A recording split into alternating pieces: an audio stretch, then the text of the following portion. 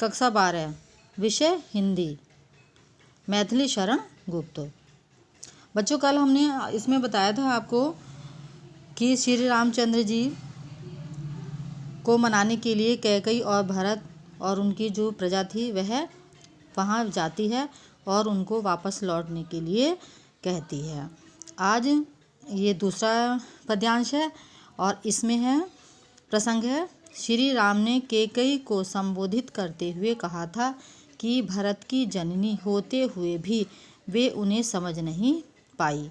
उसी बात को लक्ष्य कर कैकेयी राम की से कहती है। व्याख्या, हे राम, यदि तुम्हारी बात सत्य है कि मैं माँ होते हुए भी भरत को समझ नहीं पाई, तो अब तुम घर को लौट चलो, अर्थात अपनी नासमझी में मैंने जो तुम्हारे वनवास की कामना की थी, मेरी उस भूल को भुला दो।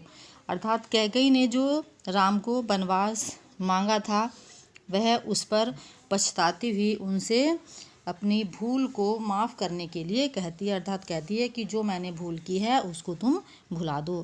कैकेयी के इस दृढ़ स्वर को सुनकर सब चौंक उठे। सबने अचानक रानी कैकेयी की ओर देखा।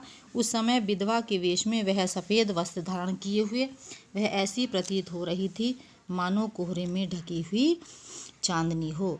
कि जो कैकेयी थी वह उस समय ऐसी प्रतीत हो रही थी कि उसने श्वेत वस्त्र पहने हुए थे और वह ऐसी प्रतीत हो रही थी मानो कोहरे में ढकी हुई चारों ओर फैली हुई चांदनी हो।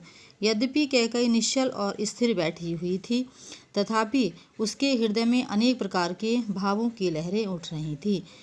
कि कैकेयी उस समय सबके वचनों को सुन रही थी और चुपचाप बैठी हुई थी और उसके मन में अनेक प्रकार के भाव की लहरें उठ रही थी। सिंघनी जैसा रूप धारण करने वाली यह कैकेयी अब गौमुखी गंगा के समान शांत, शीतल और पवित्र हो उठी थी। अर्थात उसके मुख से गंगा जल के समान कल्याणकारी और मधुर शब्द निकल रहे थे।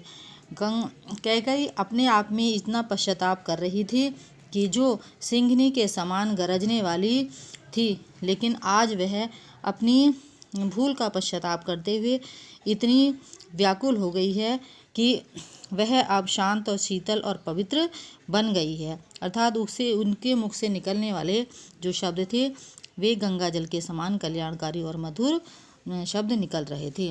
कैकेयी ने राम से कहा कि यह सत्य है कि भरत को जन्म देकर भी मैंने उसे न पहचान सकी।